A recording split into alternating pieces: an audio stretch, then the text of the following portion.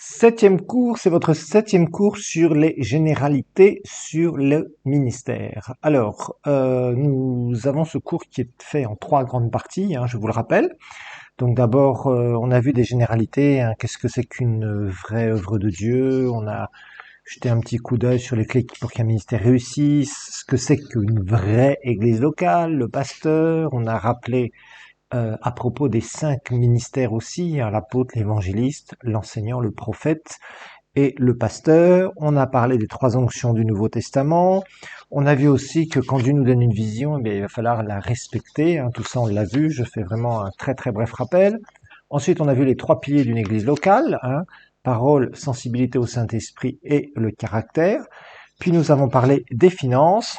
Nous avons vu aussi la correction divine, bien évidemment.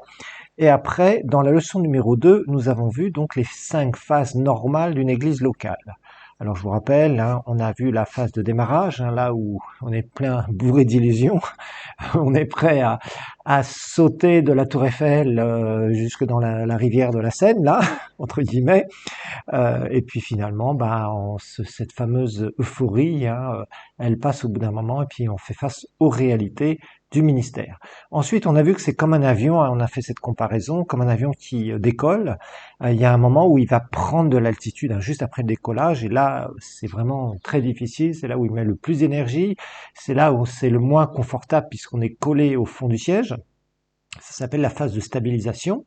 Et ça prend du temps et ça prend beaucoup, beaucoup d'énergie. Alors une fois qu'on a acquis de l'altitude, on arrive dans cette phase d'établissement où là, l'église commence à vraiment se développer, les départements vraiment, c'est vraiment de mieux en mieux, on a du monde qui nous aide, à droite, à gauche, etc., etc., ce qui n'était pas le cas dans la phase de stabilisation.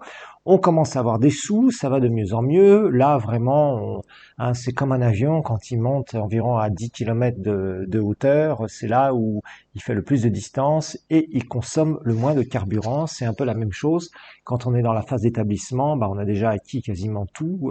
Donc on a une sono, on a des sièges, on a un bâtiment, ou en tout cas, si c'est pas payé, en tout cas, on a déjà bien avancé dans les paiements. On est propriétaire, etc., etc., etc. Puis après, il y a cette phase d'expansion où là, on crée de nouvelles œuvres à droite et à gauche, et on a vu qu'il faut avoir les reins solides pour le faire. Bon, on va pas revenir là-dessus, il faut former des gens, etc. Ensuite, on a vu que il y a un jour, faut savoir aussi préparer sa succession et laisser donc passer le témoin. Alors, une fois qu'on a vu tout cela, maintenant, on va voir plus exercer le ministère dans l'excellence. On va parler, donc c'est troisième leçon, exercer le ministère dans l'excellence. Exercer le ministère dans l'excellence, c'est la leçon numéro 3. Donc pour ce septième cours, on va commencer là. Et on va parler d'un certain nombre de choses qui sont absolument indispensables si vous voulez tenir et rester donc sur la bonne piste, sur la route, en tant que ministre de l'Évangile, parce que c'est pas évident, comme nous allons le voir, c'est bien, on peut être appelé, on peut avoir une onction, on peut connaître la parole de Dieu, mais il va falloir aussi que on se comporte d'une certaine manière, comme nous allons le voir. Alors, donc leçon numéro 3, exercer le ministère dans l'excellence, notez ça bien sûr, leçon numéro 3, exercer le ministère dans l'excellence. Alors, maintenant, nous allons parler de quelque chose qui est important, qui s'appelle l'éthique du ministère. Éthique, c'est TH, E-T-H-I-Q-U-E. L'éthique du ministère, parce que, bon, on va parler de l'attitude et aussi de l'éthique du ministère, et on va voir que petit à petit, le ministère, la personne qui est dans le ministère, je vous rappelle que un ministère, c'est une personne qui est ointe, c'est un don pour l'Église de Dieu, pour le royaume de Dieu.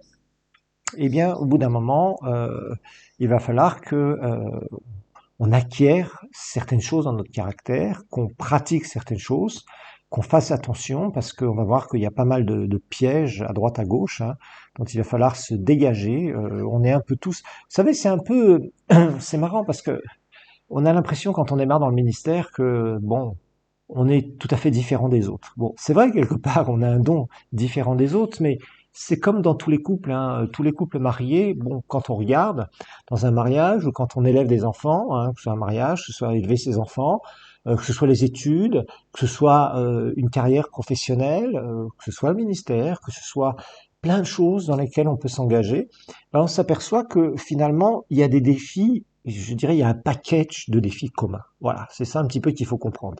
Un pasteur ne sera pas exonéré de tous les pièges ou tous les problèmes que d'autres pasteurs ont connus. Il faut pas rêver. Nous sommes tous dans le même sac. Nous aurons pas mal d'attaques. Certains, moi j'ai vu certains serviteurs de Dieu. Bon bah ça peut être, par exemple, il y a certains serviteurs de Dieu, tout va très bien, sauf que ils ont un enfant qui est malade ou qui est brebis galeuse. Ça arrive. Vous voyez, il y en a d'autres, ils vont perdre un enfant. Voilà, ça arrive. D'ailleurs, ça m'est arrivé.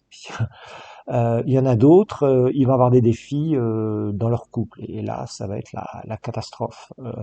Ça va être tout le temps des défis. Ça va être une femme rebelle, par exemple, où le serviteur de Dieu va être, il va pas faire attention, il va tomber dans le péché à droite, à gauche, avec des femmes, etc., etc. D'autres, c'est un problème d'argent, un esprit de pauvreté qui est là. Il a du mal à s'en dégager. D'autres, ça va être une maladie qui va le tenir. D'autres, stérilité, on n'arrive pas à avoir d'enfants. On prie, je parlais avec un pasteur récemment, on prie et puis finalement, on voit, il y a des dames qui viennent pour la prière, le pasteur prie, quelque temps après, on présente le bébé à l'église et puis le couple pastoral n'a pas d'enfant. Waouh.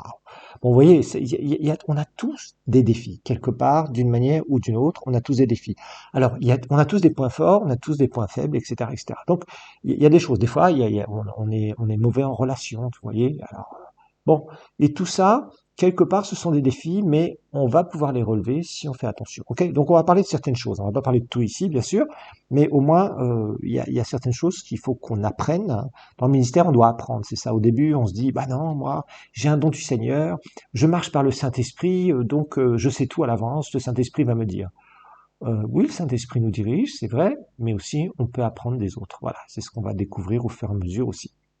Alors, il y a un certain nombre de choses, de vérités qu'on doit connaître, hein, bien évidemment, et parce que cet appel, il faut qu'on marche d'une manière digne du Seigneur, et puis bah, des fois on n'est pas très digne du Seigneur, on fait des écarts, on chute aussi, ça peut nous arriver de chuter dans le péché aussi, on peut être restauré, on va avoir différents exemples, même dans l'Écriture, des personnages qu'on cite dans nos prédications qui ont loupé des fois, qui se sont pris des sérieux coups et qui sont très largement tombés. On va expliquer ça. Alors l'éthique, qu'est-ce que c'est? Alors l'éthique, c'est notez que l'éthique, c'est la façon de traiter les autres. Voilà, la façon de traiter les autres selon une bonne moralité. Comment je vais traiter les autres? Voilà. En gros, c'est façon de traiter les autres selon une bonne moralité. En fait, c'est un code de conduite vis-à-vis des autres. On va expliquer certaines choses par rapport à ça. Donc l'éthique, façon de traiter les autres selon une bonne moralité. Je vous rappelle que je vous encourage à prendre des notes régulièrement. C'est pas seulement d'avoir un syllabus sous les yeux, c'est prenez vos notes aussi personnelles, comme ça va vous aider.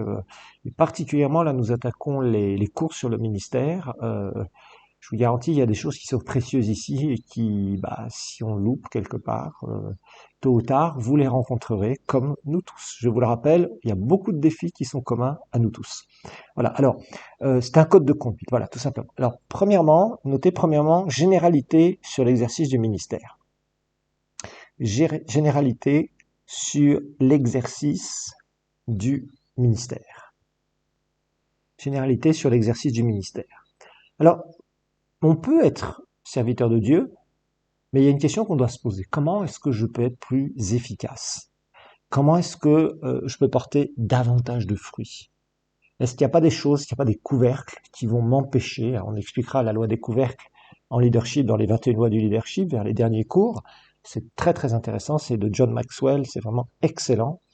Nous découvrirons qu'il y a des choses à l'intérieur de nous qui parfois faut que ça saute, faut que ça soit enlevé. Voilà, il y a des choses aussi extérieures. Voilà. Alors, on va apprendre qu'il y a des pièges hein, chez les serviteurs de Dieu. Le mieux, c'est de les éviter.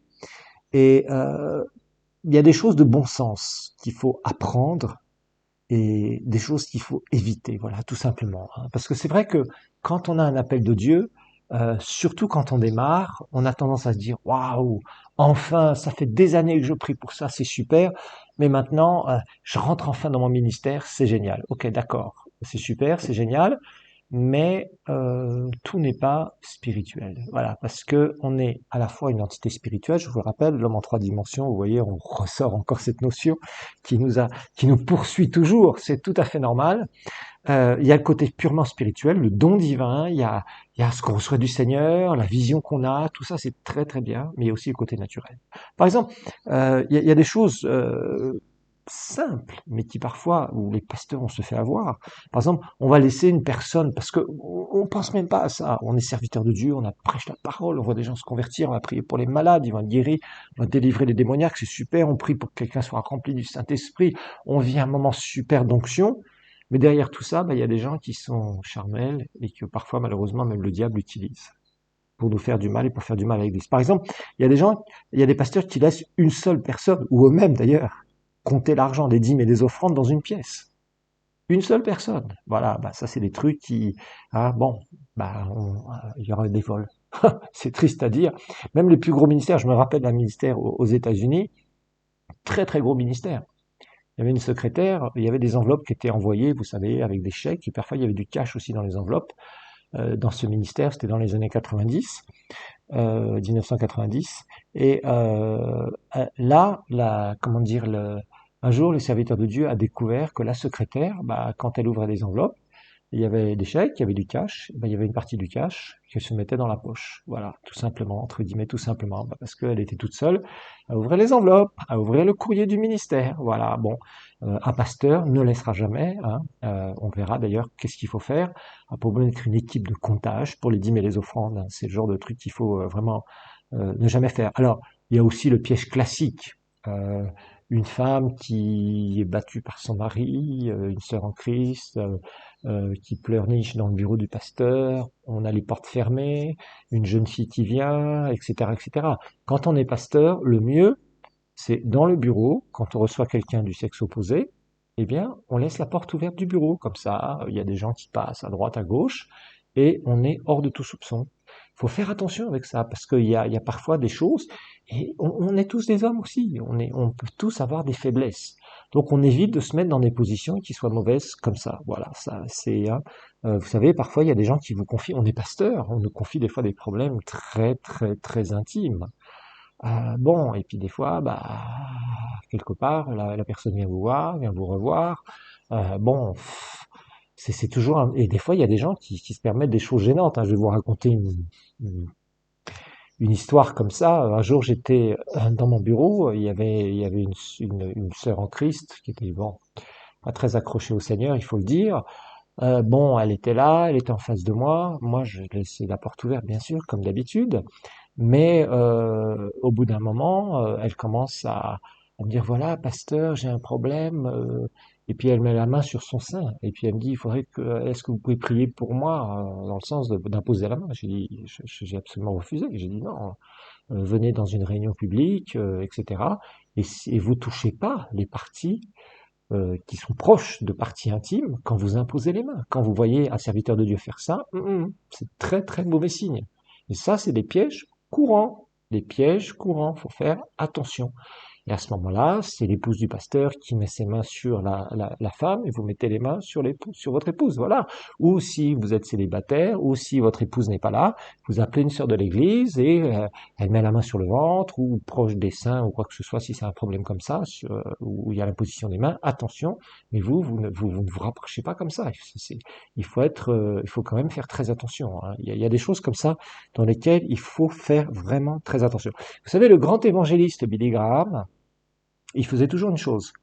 Avant d'aller dans sa chambre d'hôtel quand il y avait des croisades, il était à la porte, dans le couloir, il envoyait des gens avant lui, hein. Il ne rentrait pas dans la chambre d'hôtel. Il disait à son protocole, c'est son équipe d'accueil, rentrez dans la pièce, dans ma chambre, là où je vais dormir, tout ça, vérifiez s'il y a personne. Sous-entendu, s'il n'y a pas une femme qui est là pour me piéger ou quoi que ce soit, parce qu'il avait entendu des histoires comme ça. Vous savez, c'est facile. Après, vous vous retrouvez dans une situation extrêmement délicate. Donc, il faut quand même faire attention. Alors, il y a aussi autre chose, c'est que en tant que serviteur de Dieu, nous aurons affaire à des situations conflictuelles. Nous aurons affaire à des problèmes. Nous aurons affaire à des pièges, parce que même des gens qui sont supposés être dans l'Église, parfois nous en veulent, ou il y a d'autres gens qui sont jaloux. C'est triste, on va voir, il y a beaucoup de jalousie entre les serviteurs de Dieu, c'est vraiment très très triste. Il y avait Mamadou Karambiri qui disait un jour, je regardais un petit morceau de vidéo, il disait la chose suivante, il disait l'armée du Seigneur, c'est la seule armée où les gens, où vous voyez les gens se tirer dessus entre eux. Voilà, les simples soldats qui se tirent dessus entre eux et ou qui tirent sur les colonels et sur les généraux. Voilà. C'est la seule armée du monde qui fait ça. Si vous avez une armée d'un pays où vous avez un seul soldat qui ose tirer sur un des leurs ou qui tire sur un gradé, directement, soit il y aura une riposte et il sera abattu, ce soldat sera abattu, ou soit il sera mis sous discipline. C'est très grave. Bon, voilà. Donc, vous voyez, cour martiale ou autre. Hein. Donc, par contre, dans l'Église de Dieu, c'est la catastrophe. Franchement, c'est la catastrophe. Donc, faut qu'on fasse attention. Malheureusement, il y a des gens jaloux, il y a des gens qui veulent beaucoup vous faire du mal, etc., etc. Et il faut vraiment faire attention. Alors, donc, il va falloir apprendre, mais on fait tous des erreurs, et n'ayez pas peur de faire des erreurs. Moi, j'en ai fait une multitude, je l'avoue. J'ai fait des erreurs bêtes, des bêtises, beaucoup de choses, mais j'ai appris au fur et à mesure.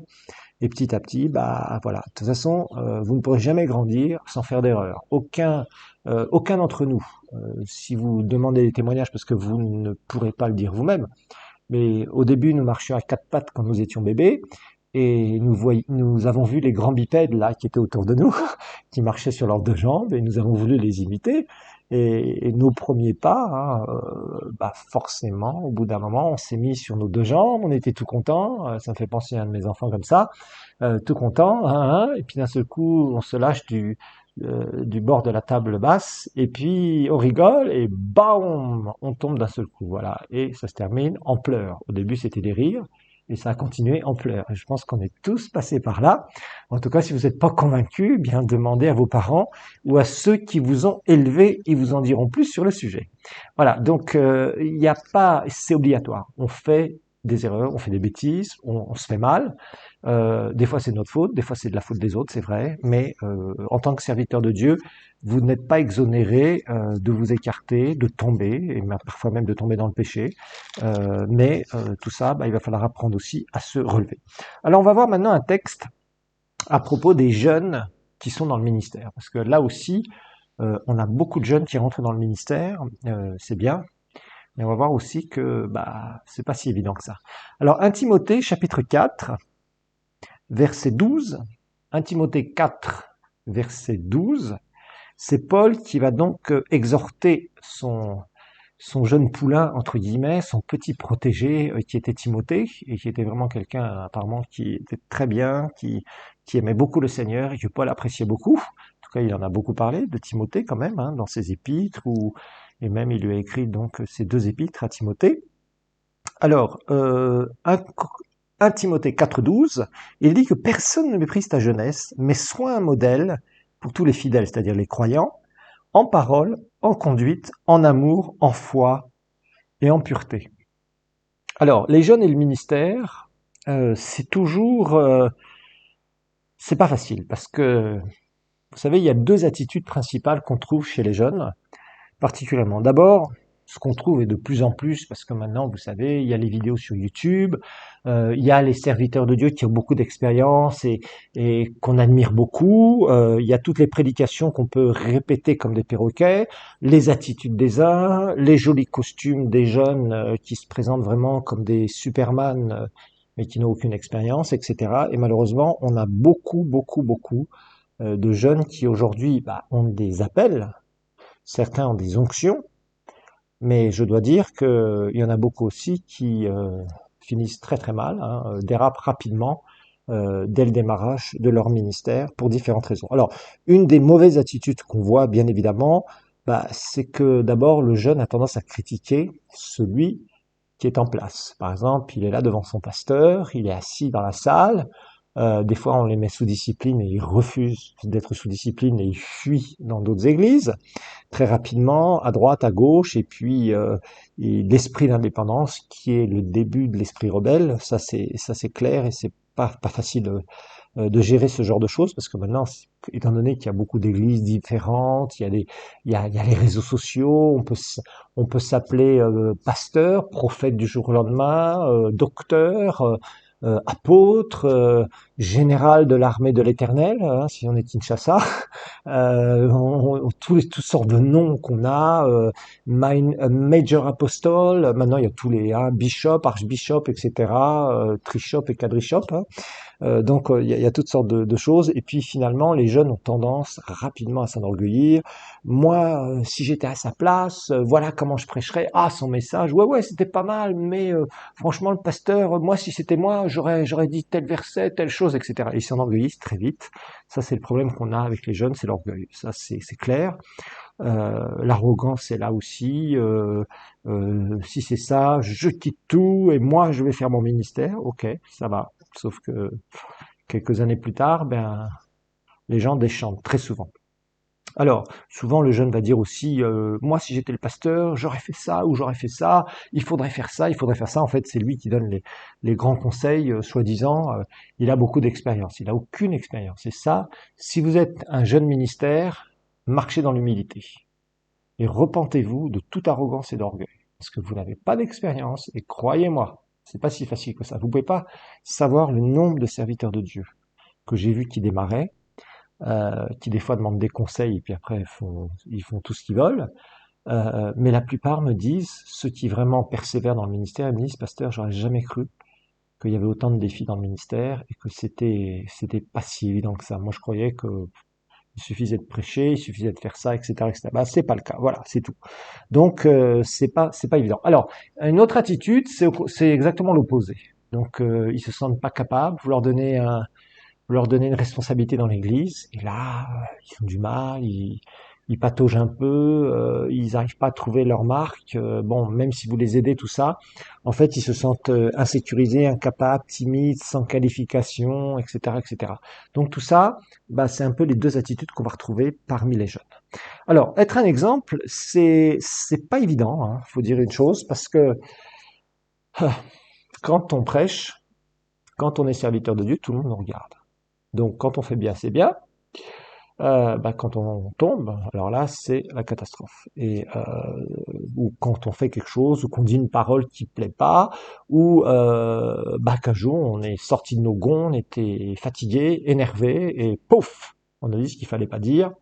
Là, c'est récupéré, et quand c'est récupéré, eh bien après, c'est la catastrophe. Alors, ce qu'on voit aussi très souvent, c'est le manque de compréhension chez un serviteur de Dieu. Vous savez, entre cet aspect d'être le ministère public et ce que nous sommes réellement. C'est pas évident, hein. C'est pas évident, mais il faut faire attention parce qu'il y a des gens vraiment qui deviennent manipulateurs. Ils portent un masque. Aujourd'hui, on est dans une société ultra médiatisée. Ils vont faire des vidéos, des machins, des trucs, et puis finalement quand on regarde vraiment leur vie, on se pose des questions.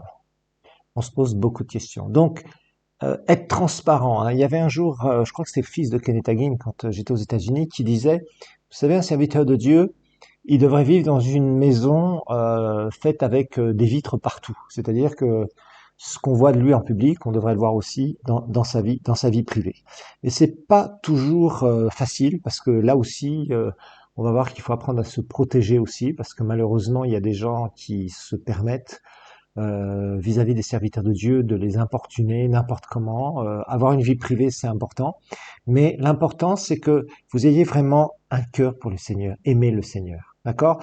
L'onction, c'est super. L'onction, ça nous rend, entre guillemets, des superman, mais on n'y est pour rien. L'onction, on y est strictement pour rien. Et ce qui doit vraiment nous être ce qu'on appelle le leitmotiv, c'est-à-dire nous pousser dans le ministère, c'est l'amour qu'on a pour le Seigneur. C'est pas d'avoir des foules, c'est pas d'avoir une grande église, c'est pas d'être quelqu'un de connu dont tout le monde parle, c'est pas d'avoir un protocole avec une grosse bagnole, avec des vitres teintées et des trucs et des machins tout autour. Ça vraiment, c'est une image qui est fausse. Ça, c'est l'image du monde. Ce n'est pas l'image d'un vrai serviteur de Dieu. Mais malheureusement, c'est ce qu'on voit de plus en plus. Et on voit que beaucoup de gens sont serviteurs de Dieu à la base, mais qui dévient complètement dans un espèce de une image qu'ils essayent de projeter vis-à-vis du monde. On verra ça aussi dans les lois du leadership. On verra que ça, c'est vraiment pervertir les dons que le Seigneur nous fait. Vraiment, faites très attention à cela, que ce que vous êtes en public, ce soit réellement de votre cœur. Ce soit pas pour manipuler les gens avec des beaux discours, parce qu'on en entend beaucoup aujourd'hui malheureusement. On veut faire sensation, on veut amener des belles phrases. Je vois beaucoup de prédicateurs qui se mettent à côté, on met des citations, des choses qu'ils ont dites, etc., etc. Ils n'arrêtent pas d'en mettre partout, sur tous les Facebook, sur tous les statuts WhatsApp, etc., etc.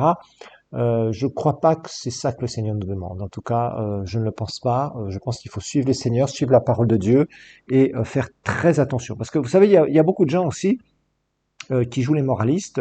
Faites ça, vous devez faire ça, vous devez faire ça. Alors par exemple, on trouve beaucoup de manipulateurs comme ça avec l'argent. Donnez ce que vous pouvez pas donner, faites un sacrifice, etc. Oui, mais est-ce que moi, prédicateur, je le fais? Vous savez, moi j'ai appris quelque chose de, je crois que c'était du fils de Kenneth Hagin. Il disait, moi, même quand je suis invité, je donne toujours dans les offrandes. Et moi, j'ai suivi son exemple. Je donne toujours quelque chose, même si je suis invité à un séminaire quelque part, dans une église, je le fais. Je veux être un exemple. Je veux pas dire aux gens, vous savez, il faut donner à l'église, gna gna gna gna gna, et puis toi, tu donnes jamais. Moi, dans l'église, je m'arrange pour toujours donner le premier. Pourquoi? Parce que je veux être un exemple.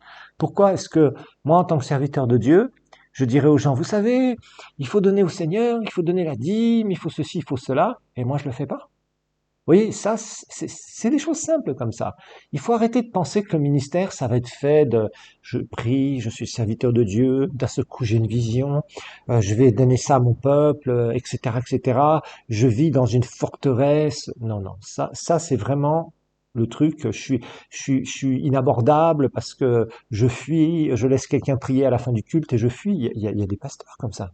Ah, ils rencontrent jamais leur brebis. Pour les rencontrer, c'est rendez-vous, machin truc. Je connais même comme ça un pasteur qui est très connu, qui a des églises. Même ses propres pasteurs ont du mal à le contacter. Ils peuvent pas le contacter directement. Imaginez-vous. Je trouve ça incroyable. Et pourtant, c'est quelqu'un qui est très connu, que beaucoup de gens vénèrent d'ailleurs. Alors, regardons ensemble 1 Timothée 4. Maintenant, on va parler du travail du serviteur de Dieu. 1 Timothée chapitre 4.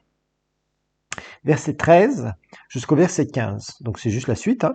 Jusqu'à ce que je vienne, applique-toi à la lecture, à l'exhortation, à l'enseignement. Ne néglige pas le don qui est en toi et qui t'a été donné par la prophétie, avec l'imposition des mains du collège des anciens.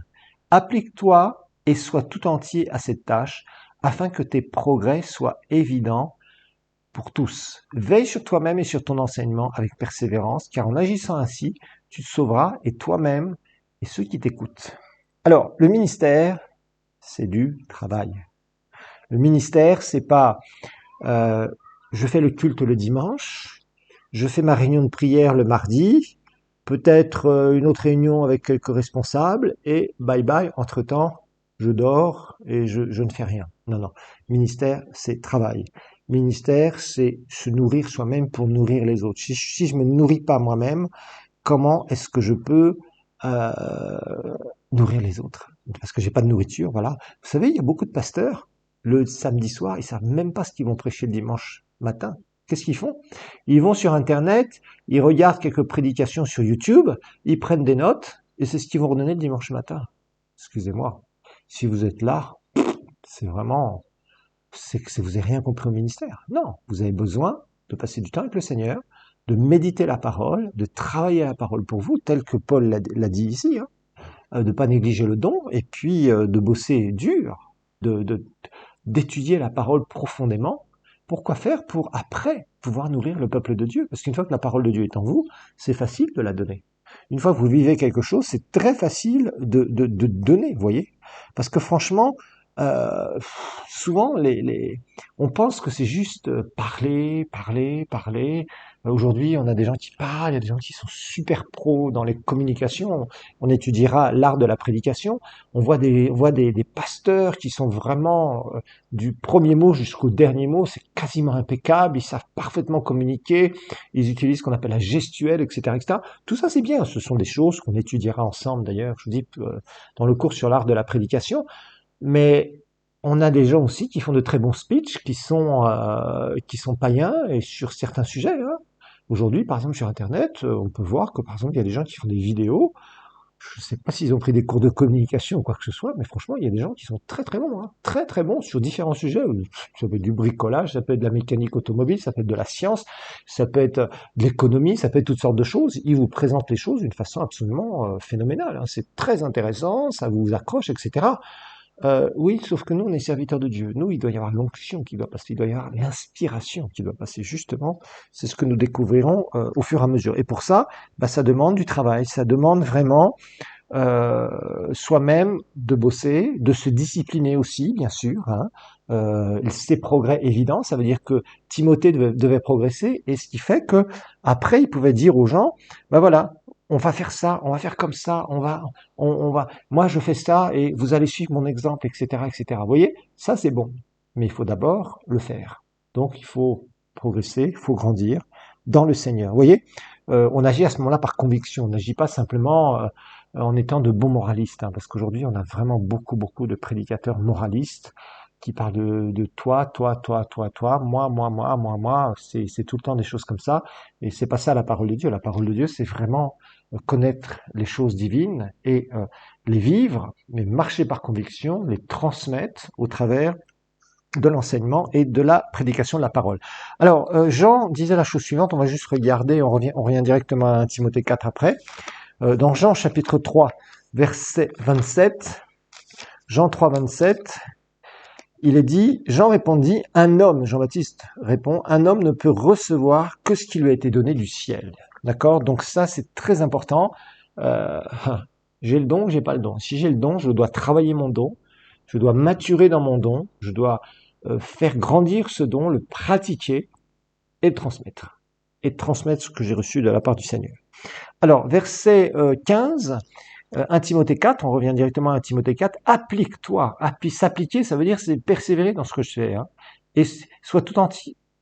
Et sois tout entier à cette tâche. Ça veut dire vraiment tu es impliqué dans ce que tu fais. Afin que tes progrès soient évidents pour tous.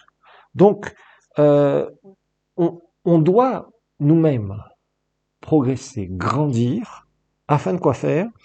Afin d'être fort et de pouvoir aider les autres.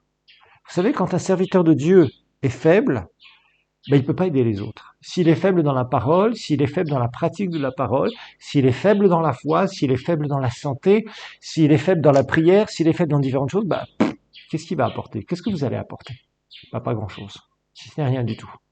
Vous avez un don, il faut savoir reconnaître ce don, et à ce moment-là, grandir dans ce don. Vous voyez?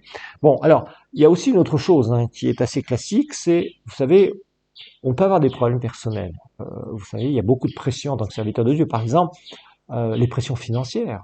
Quand un serviteur de Dieu commence, le mari sert, des fois l'épouse doit travailler. Et des fois ça dure des années avant que l'Église soit assez forte pour soutenir le pasteur. Et l'Église doit soutenir le papa. Le pasteur, c'est le papa. L'Église doit soutenir le pasteur. Mais des fois ça prend des années. Et entre-temps, on arrive à la quarantaine, 45 ans, on n'a pas fait de carrière. Si on n'a pas un boulot à côté, et ce qui est très difficile d'avoir un boulot et à plein temps et être dans le ministère à côté, l'épouse travaille, il y a des pressions familiales, des pressions financières, les enfants grandissent, les besoins sont de plus en plus grands, etc., etc. Et là, parfois, ça crée beaucoup de tensions. Alors il y a ça. Il y a aussi les problèmes des autres. Parfois, vous savez, à force d'entendre des gens qui vous racontent qu'ils ont tel problème, tel machin, tel truc, là aussi, il faut être sage dans les entretiens. Vous savez, moi, les entretiens, 30 minutes, c'est pas plus. Hein. Parce que, alors sinon, les gens vous racontent. Il y a des gens, parfois, ils veulent un rendez-vous, vous les recevez, ils commencent à raconter leur vie, et blabla, et blabla, et blabla. Et puis, au bout d'un moment, il faut leur dire, écoutez, ça fait déjà 10 minutes que vous êtes là, moi, j'ai plusieurs rendez-vous là, venez-en directement au cœur du sujet. Pourquoi? Vous m'avez demandé, pourquoi vous avez besoin de conseils pastoral. Vous voyez, ça aussi, il faut savoir le faire. Hein, ça fait partie de l'éthique du ministère. Bien placer la phrase, ne pas dire aux gens, bon écoute, tu m'ennuies avec tes baratins. Oui, bon, j'exagère un peu, mais vous comprenez ce que ça veut dire. Il faut dire aux gens, écoutez, c'est bon, petit à petit, bon, maintenant vous m'avez raconté certaines choses, mais finalement, vous, vous voulez en venir à quoi? C'est quoi votre problème et en quoi puis-je vous aider? Vous voyez? Donc faut le faire. Des fois, faut pas le faire trop vite parce que des fois les gens sont très secoués, ils ont des gros problèmes. Alors des fois, on va vous raconter tout un tas de trucs, blablabla, blablabla, et coups de téléphone et machin, il m'a dit ça, il a fait ça, et dada, dada, dada, et puis au bout d'un moment, alors vous savez, à force d'entendre des choses négatives comme ça, des problèmes, parfois aussi ça peut nous submerger, ça peut vraiment anesthésier notre ministère. Donc là aussi, il faut pas mal d'équilibre. Alors numéro 2, maintenant on va voir rester sur la bonne route avec Dieu dans le ministère. Rester, numéro 2, deuxièmement, rester sur la bonne route avec Dieu dans le ministère. Rester sur la bonne route avec Dieu dans le ministère. Alors, là aussi, on va découvrir certaines choses, parce qu'il y a cet aspect de souveraineté de Dieu. On va voir un peu l'excellence, on va parler de la médiocrité, on va parler de rivalité aussi. Ouh là là, tout un programme, n'est-ce pas? Voilà, et peut-être certains vous allez vous reconnaître. Je sais qu'il y a un certain nombre de pasteurs qui suivent les cours et je veux vraiment vous encourager pour faire attention, parce que franchement, des fois, bah, soyons clairs, on n'a pas la bonne attitude. Et parfois, ça nous coûte très cher. L'amertume peut être quelque chose qui peut être très mauvais, mais on va découvrir. Alors, déjà, il y a une chose dans laquelle il faut faire attention. Parce que vous savez, aujourd'hui, on est dans un monde très compétitif, à tous les points de vue. Bon, on le voit dans le monde, on le voit avec les chanteurs, on le voit avec les stars, on le voit avec les acteurs de cinéma, partout il y a de la compétitivité, on le voit dans les richesses, le plus grand milliardaire, Forbes, le magazine Forbes fait des classements, qui gagne le plus, qui fait quoi, quand, ça y est, maintenant il a perdu tant de milliards ou de centaines de milliards, il est rétrogradé à telle place, tel pays est rétrogradé à telle place, ou tel pays a progressé de temps avec son PIB, avec ses ressources, vous voyez, tout le temps. Pardon. Nous sommes dans un monde de compétition. Et l'Église de Dieu n'est pas exonérée de ça. On voit très bien qu'il y a beaucoup de compétitivité concernant les pasteurs. Alors, d'abord, il y a une chose à laquelle il faut faire attention. On n'est pas là pour accomplir une performance. Vous voyez, il y a des gens, on voit d'ailleurs, soyons clairs, regardez les Facebook. Peut-être même vous êtes dans ce cas-là. Vous essayez de montrer qu'il y a des foules à côté de vous. Vous essayez de vous montrer que vous êtes le prédicateur qui brille le plus, l'église qui va être la plus grande, etc., etc., etc. Et tout ça, c'est mauvais, c'est très mauvais.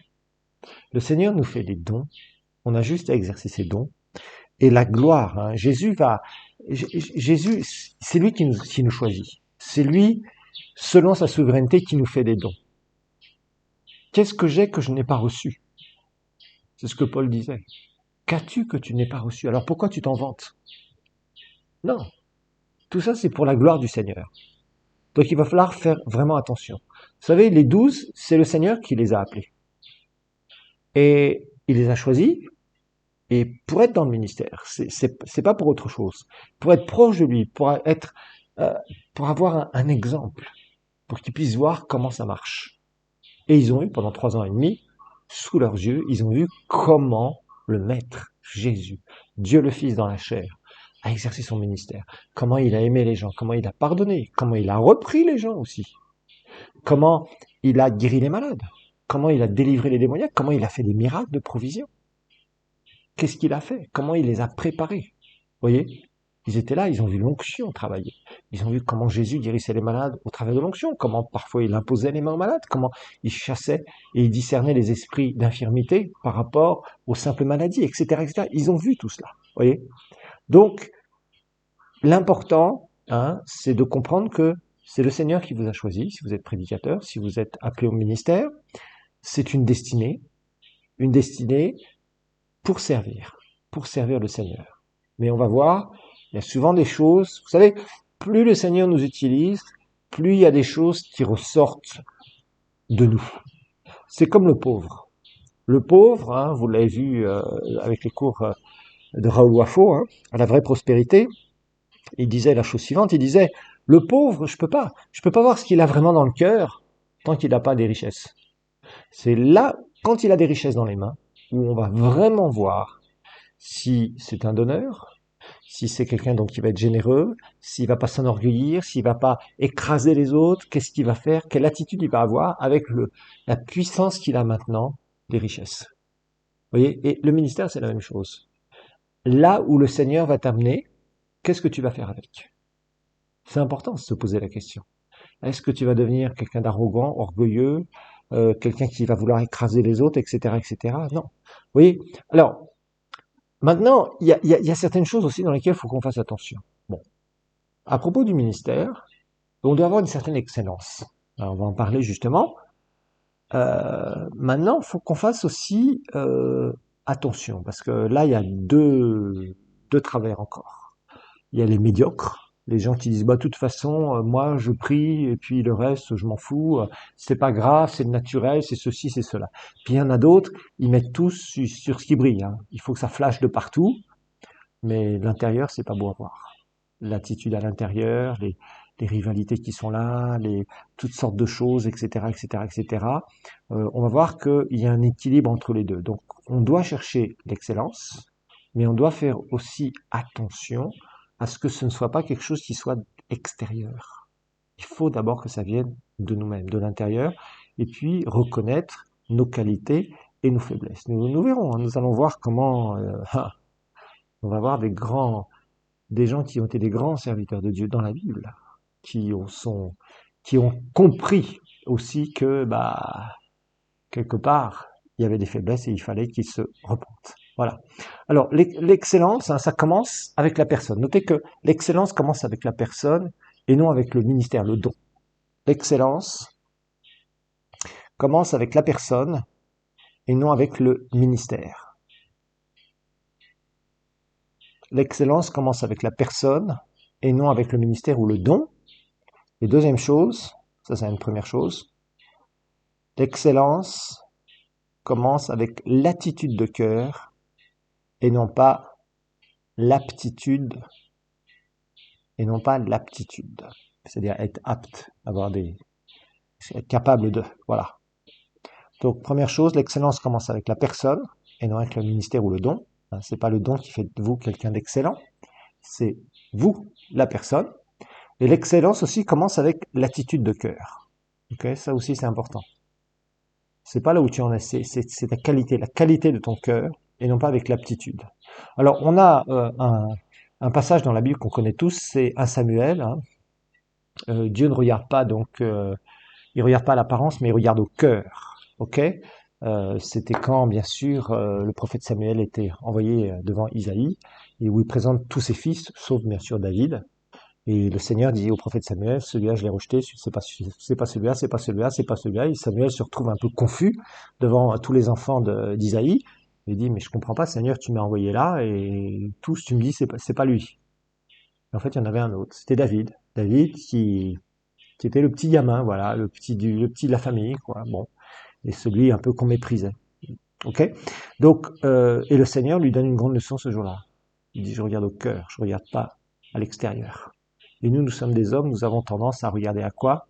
À l'extérieur, plutôt que de regarder au cœur de la personne. Voilà. Voilà.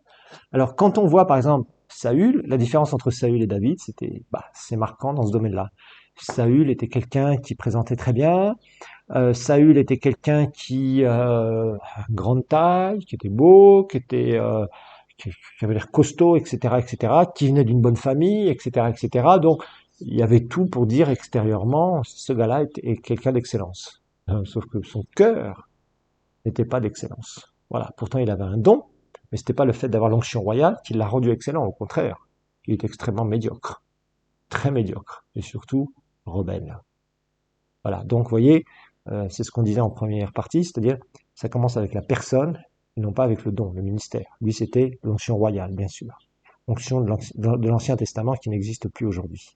Alors, l'excellence, on en a vu, commence avec l'attitude de cœur. On voit que David avait une bonne attitude de cœur, mais il avait peu d'aptitude, parce qu'il c'était un garçon qui était très peu éduqué, et il venait c'était un petit éleveur de brebis, hein, David, hein, voilà, tout simplement. Mais il y avait quelque chose à l'intérieur. Il y avait une attitude de cœur envers le Seigneur. Il avait un cœur, c'était quelqu'un selon le cœur de Dieu, nous dit la parole de Dieu. Voilà. Et là, au niveau aptitude, donc, il était assez faible. Par contre, Saül avait beaucoup d'aptitude. C'était un garçon intelligent. C'était quelqu'un donc qui avait de l'éducation. Je vous dis, qui venait d'une bonne famille. Bon, il avait pas mal d'atouts. Il était capable de faire certaines choses que David n'était pas capable de faire tout au début. Sauf qu'on voit que l'un a échoué lamentablement et l'autre a réussi, malgré de grosses chutes aussi, il faut le dire. Soyons clairs, tous nos personnages bibliques, en tout cas la grande majorité, ont eu leur chute et certains ont eu de très très graves chutes. Voilà. Alors, c'est vraiment cet aspect d'avoir un cœur selon le Seigneur. Aimer Dieu pour qui il est, ne pas aimer le don. Seigneur, tu m'as fait tel don, alors je t'aime pour ça, etc. Non, c'est pas pour ça. C'est pas comme ça que ça marche. C'est tu aimes le Seigneur pour qui il est. Tu n'aimes pas le Seigneur pour ce qu'il te donne. Les gens qui aiment Dieu pour la bénédiction, c'est des gens qui vont pas loin avec le Seigneur. Le jour où cette bénédiction est trop forte par rapport à leur caractère, c'est là où ils chutent. Vous voyez? Donc ça, c'est très très très mauvais. Alors, euh, on va voir maintenant cette recherche d'excellence. Dans 2 Timothée, chapitre 2, donc 2 Timothée 2, 2 Timothée 2, versets 4 et 5. Donc 2 Timothée 2, 4 et 5. Il n'est pas de soldat en campagne qui s'embarrasse des affaires de la vie s'il veut plaire à celui qui l'a enrôlé. Et l'athlète n'est pas couronné s'il n'a pas combattu suivant les règles. Le laboureur qui peine doit être le premier à recueillir les fruits. Comprends ce que je dis, etc. Et tu auras l'intelligence en toute chose. Alors, chercher l'excellence, le professionnalisme, à s'améliorer, c'est tout, comme je disais, c'est tout à fait biblique, d'accord? Un athlète, il n'est pas là pour faire une compétition en disant, bah, de toute façon, moi je vais paumer, ça m'intéresse pas. Non, bah, s'il s'entraîne, il veut gagner quelque part, d'accord? Mais toujours pareil, eh bien, il y a un coût, voilà, il y a un coût et c'est clair que par rapport à ce coût, bah, des fois, il y a un prix qui est très très élevé à payer et souvent c'est le renoncement à nous-mêmes. C'est la différence entre ce que nous aimerions faire ou avoir comme ministère par rapport à ce que le Seigneur nous donne. Vous voyez, parfois il y a des grosses frustrations, des gens cherchent à tout prix à avoir tel ou tel type de ministère et Dieu ne leur donne pas, il leur donne autre chose et ils sont un peu frustrés, ils se mettent à vouloir faire comme les autres, comme leur ministère qu'ils admirent le plus. Et Dieu te donne selon ta capacité, bien évidemment. Il sait de quoi nous sommes faits. Voilà, le Seigneur est comme ça et il faut faire très attention. Donc c'est pas à nous de chercher à avoir tel ou tel ministère ou tel titre. Ça c'est vraiment triste de voir autant de gens faire ça aujourd'hui. L'important c'est de faire ce que le Seigneur nous demande et d'être fidèle, comme d'ailleurs nous le verrons. Et de toute façon, on verra. Enfin, vous avez vu déjà dans Dispensation que bah, il y aura le tribunal du Christ, hein, et on sera récompensé selon ce que le Seigneur nous aura demandé dans notre destinée, non pas ce que nous voulions faire, hein, sinon on se disqualifie de la course. Paul le dira d'ailleurs dans 1 Corinthiens 9, il va parler de tenir son corps en bride, 1 Corinthiens 9, 1 Corinthiens chapitre 9,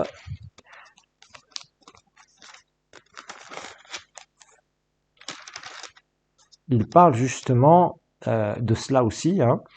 Verset 24, 1 Corinthiens 9, 24 jusqu'au verset 27. Ne savez-vous pas que ceux qui courent dans le stade courent tous, mais qu'un seul reçoit le prix? Courez de manière à l'obtenir.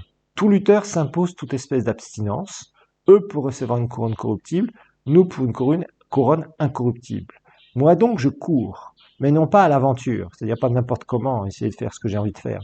Je donne des coups de poing, mais non pas pour battre de l'air. On a tous, quand on était gamin, donné des coups de poing dans l'air, et on s'est rapidement fatigué. Au contraire, je traite durement mon corps et je le tiens assujetti de peur qu'après avoir prêché aux autres, d'être moi-même disqualifié. Donc vous voyez, on peut aussi se faire disqualifier. Dans Romains 11, verset 29, Dieu ne se repent pas de ses dons, mais parfois bah, nous chutons, et quand nous chutons, bah, nous sommes répréhensibles, et parfois nous perdons toute une partie de ce que le Seigneur voulait faire avec nous. Donc parfois c'est pas toujours évident, hein, surtout quand bah, on chute, surtout quand il y a des moments où bah ça va pas dans nos vies, voilà, tout simplement. Alors revenons à 2 Timothée. Hein, 2 Timothée nous parle justement de pureté, d'être un vase d'honneur aussi, hein, au chapitre 1, verset 9, chapitre 2, versets 20 et 21. Le vase n'est pas parfait, le vase est un vase de terre, et nous sommes ces vases de terre, bien évidemment. Maintenant, on doit toujours chercher à s'améliorer, toujours chercher l'excellence, hein. Mais l'excellence, c'est pas avoir un beau costard comme beaucoup le pensent. Ils ont un beau costard, un ordinateur, le dernier iPhone, les machins, les grosses montres, etc. C'est pas ça l'excellence. Bon, c'est clair qu'un serviteur de Dieu doit être habillé correctement, mais c'est pas de briller histoire de montrer que tu as un micro, des belles photos, des beaux machins. Vous voyez, parfois on rentre dans des églises, c'est triste. On voit la photo par exemple sur un Facebook ou sur un WhatsApp ou sur tout ce que vous voulez ou sur un site internet, et puis finalement, derrière, on voit un truc qui a l'air bien, une estrade qui a l'air super, et puis le jour où vous rentrez dans cette même église, vous voyez que tout autour, il y a des tôles en haut, c'est délabré de partout, c'est sale, etc., etc. Mais le gars, le prédicateur, voulait briller, montrer qu'il était extraordinaire, etc., etc. Franchement, j'arrive même pas à comprendre ce genre d'attitude. Soyons sobres. L'excellence, c'est pas ça, c'est pas montrer des belles photos, c'est pas ça l'excellence. Si tu as tout un environnement, que dedans tu prennes des jolies photos, oui, mais pas prendre une jolie photo alors que tout le reste, excuse-moi, c'est la médiocrité. Voilà, tout simplement. Alors, venons-en justement à ce mot médiocrité, hein. C'est l'opposé justement de l'excellence. Donc, le mot médiocre, hein, la médiocrité, donc le mot médiocrité, ça va être à mi-chemin, être à mi-chemin du sommet. Ça veut dire, je suis en route, je vais être tout là-haut, mais bah, j'en ai fait que la moitié, quoi. Voilà. Donc c'est être à mi-chemin du sommet. Voilà. Donc j'avance plus au bout d'un moment. Voilà, j'ai fait une partie du boulot, mais finalement rien de plus. Voilà. Donc quelqu'un en fait qui est médiocre, bah il s'améliore pas. C'est quelqu'un qui simplement veut montrer un certain nombre de choses qu'il fait. Puis finalement, bah, il fait du surplace au bout d'un moment parce qu'il est incapable de progresser. Oui, il progresse extérieurement, mais non pas intérieurement. Et ça, par contre, bon, vous savez, c'est clair, dans le ministère, tant que vous n'avez pas subi des grosses tempêtes, que vous n'avez pas été mis dans le feu, vous savez même pas ce que vous valez réellement. Hein, il y a beaucoup de gens qui prient, qui disent Seigneur, je veux pas avoir de problème, j'écarte tout malheur de moi, dans le nom de Jésus, blablabla, des espèces de prières à la bizarroïde. Ça n'a rien à voir. Tant que tu ne seras pas passé par des moments difficiles dans ta vie, tu ne sauras pas de quoi tu es fait réellement. Tu pourras faire des beaux discours, hein, il y a beaucoup de gens aujourd'hui qui sont comme ça, mais quand le feu arrive sur eux, ils sont consumés. Ils sont incapables de résister. Il n'y a plus la joie du Seigneur. C'est Seigneur, pourquoi ça m'arrive? Je comprends pas. Et pourquoi ceci? Et pourquoi cela? Et blabla et blabla. Et ils sont complètement découragés. Ou ils se tournent, ils rétrogradent, ou alors ils se tournent vers des fausses doctrines, ou ils manipulent des gens, etc., etc., etc. Et là, on voit vraiment de quoi ils sont faits. Voilà. Quelqu'un qui n'a pas beaucoup d'argent dans un ministère, si d'un seul coup il reçoit des grosses sommes, qu'est-ce qu'il va faire avec? Voilà. Là, voilà. Bon, d'un autre côté, d'un seul coup, il se passe un très grave événement contre vous dans votre ministère. Comment vous allez réagir? Est-ce que vous restez attaché au Seigneur? Est-ce que si vous perdez tout, si d'un seul coup vous perdez tout, si tout autour de vous d'un seul coup s'écroule, là, comme le dit ce chant de Hillsong, euh, qu'est-ce que vous allez faire? Est-ce que vous dites Seigneur, de toute façon, moi je t'appartiens et je sais que tu me sortiras de ça? Ou est-ce qu'au contraire, vous serez de ceux qui seront là en train de commencer à être complètement, avoir été transformés par les mauvaises circonstances, avoir de l'amertume, de la jalousie, de la méchanceté qui sort de vous, euh, toutes sortes de choses, de la haine, toutes sortes de choses. Et des fois, on peut être blessé. En tant que serviteur de Dieu, on va voir que des fois, les gens sont pas très sympathiques, hein. Même des gens de notre entourage qui peuvent devenir de grands traîtres et même faire des putschs contre nous, hein. Franchement, il y a des choses parfois qu'on peut subir qui sont extrêmement, extrêmement, extrêmement graves. Donc, c'est notre attitude de cœur qui va vraiment voir, être quelque chose qui doit ressortir même dans les moments les plus difficiles. C'est réellement là où vous allez voir de quoi vous êtes fait. Alors, l'attitude de cœur de quelqu'un qui progresse, c'est essayer de faire le mieux possible. Vous voyez, parce que la médiocrité, c'est le contraire. La médiocrité, c'est toujours se contenter. Bah, ouais, je l'ai fait, ouais, bon, j'ai fait ça, j'ai fait ça. Ouais, c'était pas mal. Être incapable, en fait, de dire, finalement, j'ai une question. vous qui êtes dans le ministère, ou vous qui travaillez pour aider des ministères, est-ce que vous êtes capable d'évaluer votre travail? C'est-à-dire de dire ça, c'était bien, ça, j'ai pas bien fait. Est-ce que vous êtes capable de faire ça? Ça, c'est une question qu'on doit se poser. Parce qu'il y a des gens, vous leur confiez un travail, un pasteur confie un travail à quelqu'un, et la personne est là, et vous lui dites, au fait, tu as fait ce que je t'avais demandé. Oui, oui, oui, pasteur, pas de problème, etc. C'est bien fait. Oui, oui, oui. Et vous, le pasteur, vous arrivez, et vous dites, mais c'est pas ça que je t'ai demandé, c'est pas comme ça que je t'ai demandé, mais c'est pas beau ce que tu as fait. Mais si, pasteur, en fait, etc. Est-ce que vous êtes du genre comme ça? Ou au contraire, est-ce que vous êtes du genre à faire? Vous savez, il y a un aspect de la rébellion, là, dont on parle, et on reparlera de ça, qui est très caché chez des gens. Parfois, le pasteur demande certaines choses, il dit, il faut que tu fasses ça comme ça. Et la personne vient et elle a fait à sa manière. Quand on vous demande de faire quelque chose, est-ce que vous faites à votre manière ou est-ce que vous faites à la manière dont la personne qui vous a donné l'ordre de le faire ou qui vous a demandé de le faire, vous le faites à, à la manière du leader? Ça, c'est la question qu'il faut que vous vous posiez. Parce que ça, c'est l'esprit de médiocrité. Vous savez, de faire, je fais comme, moi, je pense que, moi, je pensais, pasteur, que ça serait mieux de faire comme ça. Mais on t'a jamais demandé de faire comme ça. Si je t'ai demandé comme ça, autrement, c'est comme ça.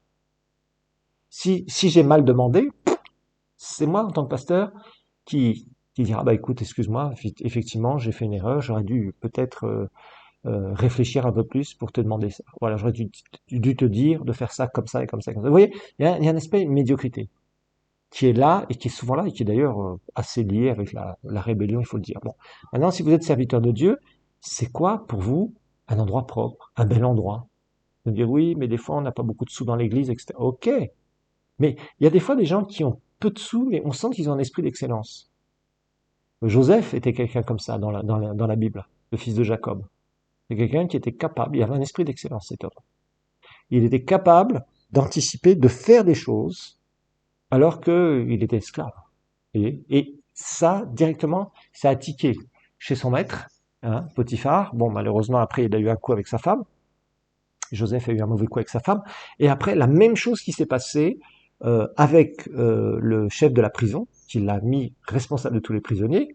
Et même quand il a reçu les visions avec Pharaon, il a donné des conseils. Il y avait un esprit d'excellence chez Joseph qui était absolument incroyable. Et directement, il se faisait repérer et on le plaçait responsable à des niveaux très hauts. Parce qu'il y avait cet esprit d'excellence chez lui. Que celui qui a des oreilles entende, pour entendre, entendre. Alors, la contrainte. Ça aussi, on va en parler. Il y a, y a un aspect qui est très mauvais dans le caractère de certaines personnes, c'est ce côté un peu religieux, vous savez, un peu bizarre des fois, maniaque. Une espèce de perfection, tu fais jamais assez bien, voilà. Ils vont toujours dire ça aux autres, ou même, enfin,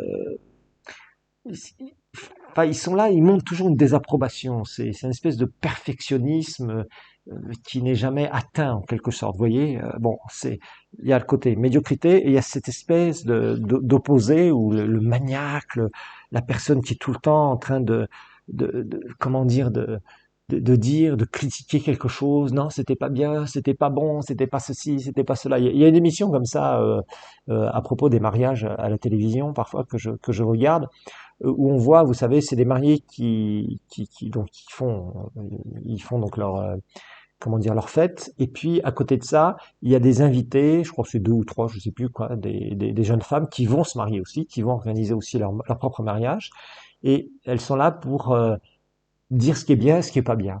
Et alors, des fois, dans ces personnes qui sont un peu les critiques, hein, on peut les appeler comme ça, de ce genre de cérémonie à laquelle elles assistent, ils sont là et alors on voit, il y en a qui disent bon, le repas était bien, bon, j'aurais juste rajouté un petit truc quoi, machin, etc. Puis il y en a d'autres, c'est tout le temps négatif. C'est non, le repas n'était pas bien, ça je comprends pas, j'avais jamais mangé ça avant, pourquoi ça dans un mariage, moi j'aurais pas fait ça, ta. Vous voyez comme ça. Ça c'est vraiment une espèce de maniaquerie. Et puis je suis sûr que le jour où les autres viendront dans leur mariage, ils diront mais finalement ça c'est pas bien, c'est pas bien, c'est pas bien. Et la personne fera moins bien encore que ce qu'elle a critiqué. Vous voyez.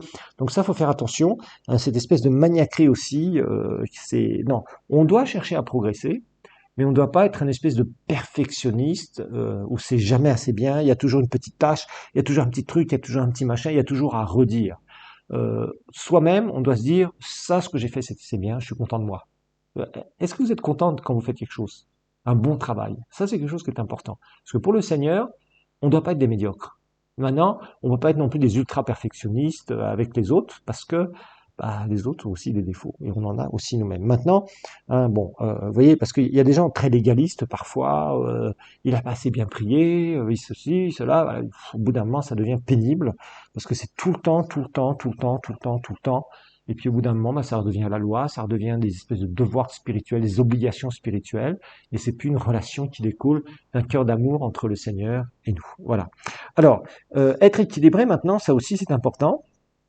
Hein, donc, il y a l'équilibre, hein, comme je vous le dis, c'est pas toujours facile parce que on se voit pas. On est le seul être qui ne se voit pas. On a 8 milliards d'habitants, 8 milliards moins un peut-être, je ne sais pas si c'est 8 milliards 00 où on est actuellement, sur cette terre, mais on est les seuls on est dans la boîte. Nous-mêmes, nous ne nous voyons pas à l'extérieur. Par contre, les autres nous voient, et nous, on voit les autres. Voilà, tout simplement.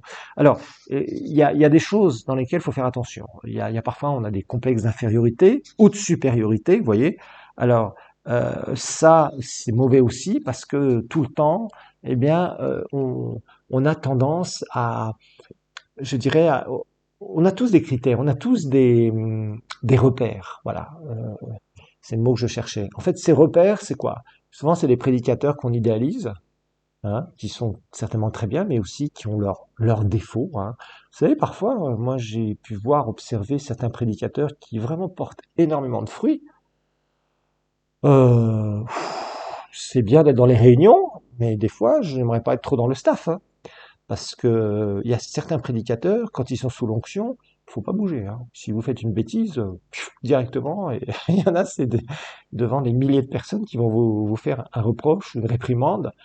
Euh, des fois, j'ai vu ça, et des fois, c'est pas facile. Hein. Donc, voyez, donc faut quand même faire attention. Alors, l'estime de soi, faut en avoir, mais pas trop. Voilà. Si vous voyez l'équilibre encore, faut pas non plus se sentir inférieur de partout, incapable, pas du tout.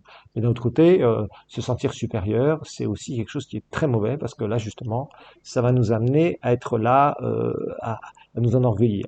Euh, Utilisons des bons exemples pour nous en inspirer, mais pas pour faire de la comparaison, parce que ça, c'est aussi très mauvais. Hein, on a des dons qu'on a reçus du Seigneur et on doit les mettre donc au service des autres, selon la mesure de foi que nous avons reçue. Hein, c'est ce que Romains 12, versets 6 à 8 nous dit, que chacun on a reçu des choses du Seigneur. On doit les mettre au service des autres aussi, selon la proportion de la foi qu'on a. Maintenant, faisons attention parce que il faut qu'on ait un équilibre, hein, c'est important. On reçoit, on essaye de maturer dans ce qu'on a reçu, dans la part des dons du Seigneur, et de donner ça aux autres au maximum. C'est ça le ministère. Voilà, c'est ce à quoi Dieu nous appelle tout simplement. Ok. Alors voilà, on va s'arrêter avec ce cours et puis au prochain cours, on va entamer les rivalités. Ça va être très intéressant aussi.